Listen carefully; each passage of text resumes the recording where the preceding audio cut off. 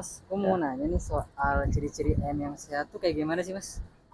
Untuk ciri-ciri ayam sehat, kita bisa lihat dari fisik ya. Dari fisik, terutama dari tampak fisiknya, dari bulu, kemudian mata. Nah, kemudian setelah itu dari suara juga.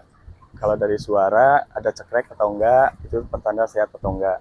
Kemudian yang ketiga itu bisa dari responnya atau tingkahnya ya. Kalau kita masuk, dia aktif gitu, jadi dia masih sehat gitu.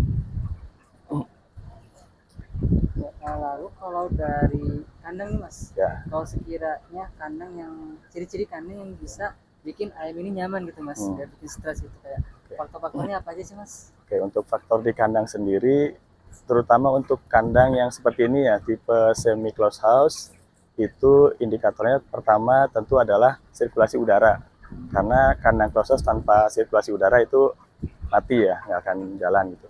Dari itu, kemudian suhu dan juga kelembaban. Itu kita bisa atur, untuk suhu itu kita bisa atur dengan kipas dan juga dengan cooling pad atau pendingin ya. Nah, kalau untuk kelembaban di malam hari, yaitu kita juga bisa adjust lewat blower ya, jumlah blower yang dinyalakan gitu, kecepatan angin yang dipakai, itu bisa menentukan kelembaban di dalam kandang. Oke, Mas. Lalu selanjutnya ini, Mas, buat alat-alat nih yang di Hmm. kandang yang wajib ada buat ayam gitu, yang harus Hmm. tersedia buat ayam itu kira-kira alat apa aja sih, Mas, yang krusial? Untuk alat-alat ya tentunya alat pakan dan juga pemberian minum ya. Kalau untuk pakan sendiri harus bisa menyesuaikan juga karena tiap ayam itu ada fasenya, ada fase seminggu pertama dia harus pakai alat pakan yang namanya baby chick yang di bawah itu.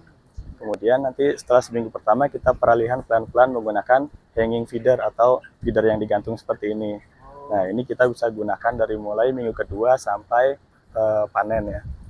Nah, untuk air minum sendiri, kita harus pastikan air minum itu terdistribusi dengan merata ya. Caranya tentu kita harus sering-sering cek puting nipple-nya gitu. Dan juga harus update setting debit airnya dari nipple. Itu pakai regulator yang di yang itu ya, yang merah itu ya. oh, Nah, itu kita settingnya di situ untuk mengatur debit air di nipple gitu. lalu ini Mas, buat vitamin Hmm. ataupun nutrisi lain selain pakan yang dibutuhin oleh ayam tuh apa aja dan pemberiannya tuh kayak gimana sih Mas? Biasanya yang kita pakai untuk antisipasi kesehatan ayam pertama di minggu pertama itu kita masukkan air gula ya. Itu biasanya pertama datang ada produknya atau bisa kita buat sendiri juga. Kalau ada produknya itu biasanya namanya sorbitol ya. Itu di hari pertama kedatangan. Setelah itu kita bisa aplikasikan antibiotik. Nanti di minggu kedua kita masukkan probiotik dan juga vitamin.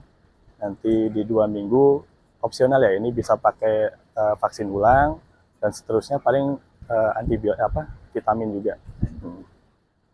Nah buat vitamin tuh pemberiannya tadi berapa kali sehari dan kayak gimana sih Mas skemanya buat pemberian vitamin ini buat Hmm. ayam? Untuk vitamin sendiri ada dosisnya ya. Nah, di setiap produk biasanya di kemasannya ada instruksi dosis yang dipakai untuk tiap-tiap umur.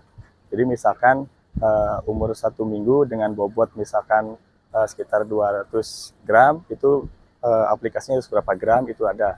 Nah, sedangkan untuk aplikasinya menggunakan nipple ini, kita menggunakan alat lagi namanya dosatron. Nah, itu membantu pengenceran vitamin agar terdistribusi merata ke nipple ya. Gitu. Kalau misalkan tempat minum yang nggak pakai nipple begini, biasanya kita aduk manual ya. Kita aduk manual, kita bagikan ke masing-masing drinker bellnya. Gitu.